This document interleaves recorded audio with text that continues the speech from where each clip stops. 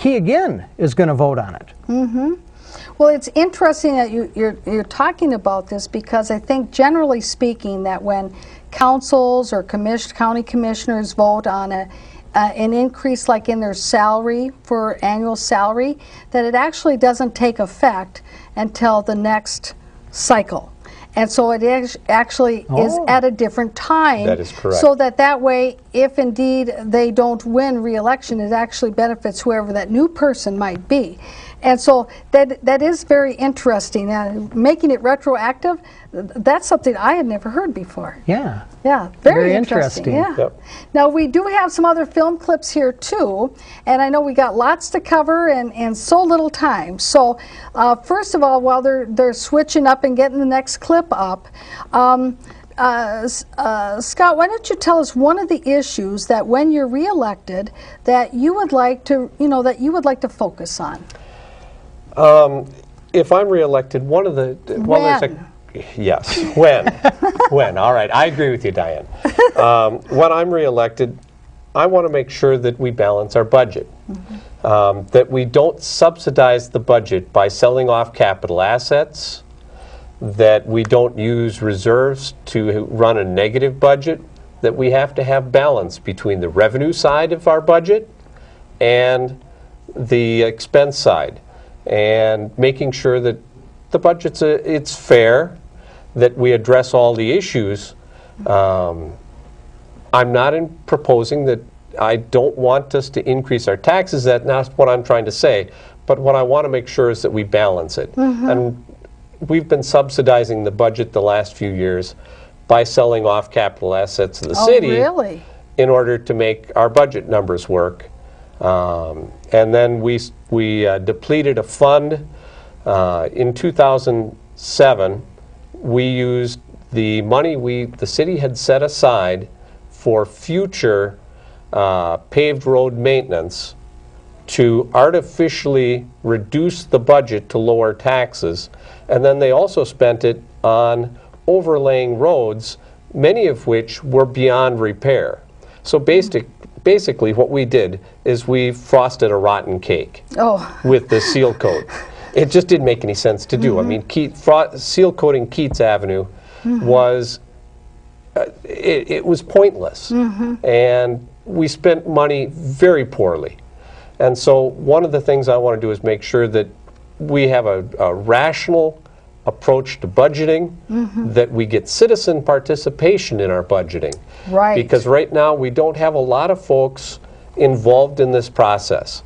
The city budget is, the last couple of years has been the treasurer gets the budget to us a day or two before the budget is done. And everybody comes to the meeting with their rubber stamp. You got it. And you just shared the same inkwell, right? Pretty much. Clunk, clunk. Okay. And we don't have any committees, no citizen input into the city budget.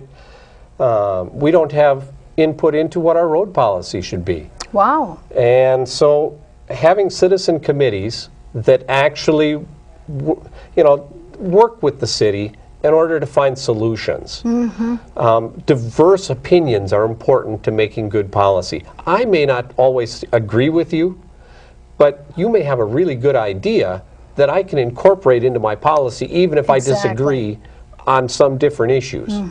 And so by having having a road committee that's run by the road commissioner, and having a finance committee that balances and figures out what we need. These are important things. One, it encourages the citizens, it develops them, it gets them engaged in the process of running their city. Well, and it also creates a welcoming environment where they feel like they're valued and that they're more than just, well, somebody that's that is the cash register for the city. Bingo. Yeah, exactly. I believe that we're ready for our first film clip, and then we'll come back to Steve to give some comments on it. So let's take a look. Well, we've had committees in the city before, and sometimes that works and sometimes it doesn't, and more often than I've had committees, it doesn't work. Well, and that of course is the mayor speaking. I guess that's his opinion about committees. And I know that on a previous show, Steve, you had actually that been on, that there had been actually something that was read actually about what he felt about the road committee. But tell us about your viewpoint about citizen committees and the use of them in the community. Well, last winter I got involved with the grazable acres issue in Grant. They wanted to redefine the grazable acres, the number of acres that you need for each large animal unit. And we're dealing with a city council that only one fellow on there, and of course Scott has had horses, but Dan Potter's the only one on there with any acreage with horses. But when I went forward to question them about what they were going to do, I realized that they didn't have any background in it.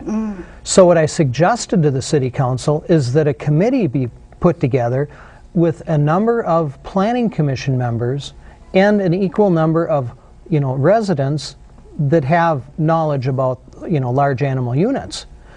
And they sent me back emails, nasty emails, saying that committees are a waste of time and that they're self-indulgent, and it was a ridiculous response. Heaven forbid we talk to the citizens and hear what they got to say. It was bizarre. I right about that time, I thought, we really are due for some change here. We have to get city officials that listen to the concerns. And if I'm a city official and I have no experience on a subject, I want to ask people that do have an experience on that subject. And they might be residents. They might be the people right in front of you at the public hearing asking you to reconsider what you're doing. Well, and that I think also is a good positive way of creating public policy within your community, of your elected officials working in partnership with their citizens to create the public policy that's right for your community, not a public policy that's based on what is right for some other community, based on some other whatever that might be. Could I just read a little bit of Yes, by all means. Let me just read a comment made back to me while I was trying to participate with the mayor talking about feedlot definition. A feedlot definition that had been in our proposed ordinance for 4 months. And I was reading him excerpts out of it to explain why that was an inappropriate term. Right. And he quoted back to me our current feedlot definition, which is completely different, and he asked me, he said to me, I don't know where the heck you got this definition from, but you obviously don't have a clue how our ordinances work. And what I went back to him with is that this feedlot definition from the Minnesota statutes, are 7020.0300 from the Minnesota Pollution Control Agency. It's their feedlot definition. When I suggested that this is the one that had been in the proposed ordinance for 4 months, and obviously he had never read it, with his next response back to me, when I called him out on that, and he realized he was caught without knowing what was in there. It seems clear to me now that you have no real idea how our ordinances work, or how they are linked together. You continue to say "I" a lot. No real offense, but what you think doesn't really matter. Nor does what I think. It's what the ordinances say and what the council thinks it says. You seem to think this is about you. Sorry, you don't get it. But I do not have the time nor the inclination to school you on our ordinances.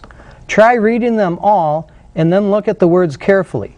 Then look at how they go together. That's my best advice for you. Well, the advice I would have back to that is that maybe if we've got a hot topic in an ordinance, a proposed ordinance that's out for public hearing, that maybe our mayor ought to read what it says.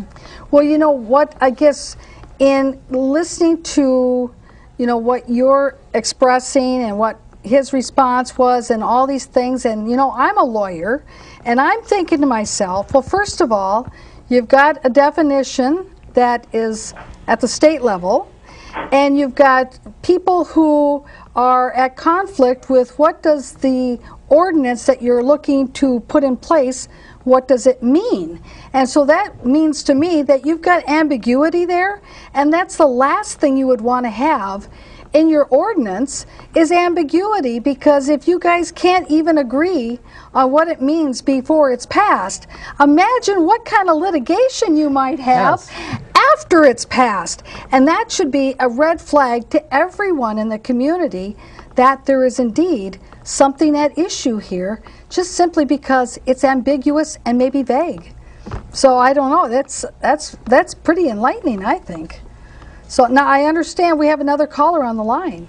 So caller, questions or comments for us this evening? Thank you for calling. You're wondering. Oh, let's turn down the volume here a little bit. We've got some feedback. Go ahead. This is an excellent show. And one of the things that I'm wondering, and this guest is fabulous, and it's clear that this person is very qualified to be on the city. In my city, and I'm not living in Grant right now, I come to the same impression. A lot of the members of the city council, they seem to have some sort of bigger vision, which they're not relating to us in the public, because everything the members of the public suggest, which seem rational, seem not to fit into their big plan, and they dismiss and discount and belittle members of the public so quickly and so easily. So it's good to see this is something that commonly happens to apparently a lot of the elected officials. It seems that they don't know how to approach and communicate with the public and how to debate issues in a rational and civil. Thank you. Okay, thank you very much.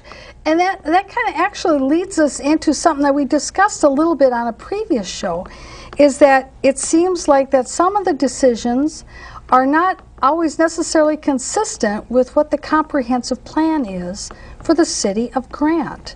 So is there a difference between the vision of the majority, a difference in their vision for Grant versus what the comprehensive plan is?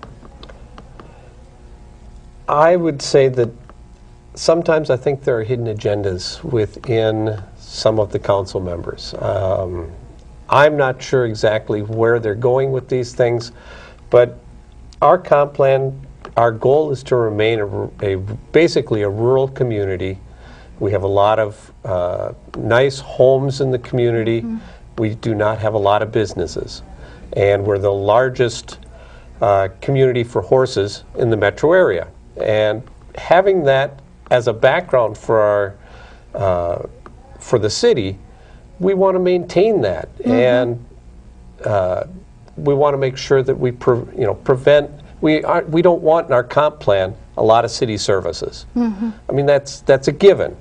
Our goal is to keep out city sewer, city water, a lot of these things that if you live closer into St. Paul and Minneapolis, that's what you're there for. Mm-hmm. Out here, we want to be left alone and right. And I think that one of the things that I've learned about your comp plan is that one of the aspects of it that really makes this all work in trying to still remain somewhat rural, so close to the metro area, is that concept of saying, part of this whole idea about being sustainable in being close to the metro area is encouraging the larger lots so that people who have the apple orchards, who have the truck farms, that they're still able to engage in those businesses because it benefits the greater community around them by retaining that character.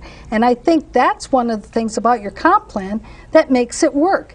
Otherwise, you'd be told to, go ahead and get all your city services and be like the rest of us. And we want to fight that tooth and nail out here. We don't want that in the least. And that brings me to a topic that I don't understand where we're going with city policy. We've touched a little bit on litigation. Mm-hmm. And the litigation is it drives up our city costs. Mm-hmm. But if we drive out the businesses and we pursue some of our residents, like the horse owners, if they've got an 80-acre parcel and we pursue them for a lot of money, are we going to force them into economic issues where mm-hmm. we end up losing that horse farm? Quite possibly. And so I want to make sure that we take a rational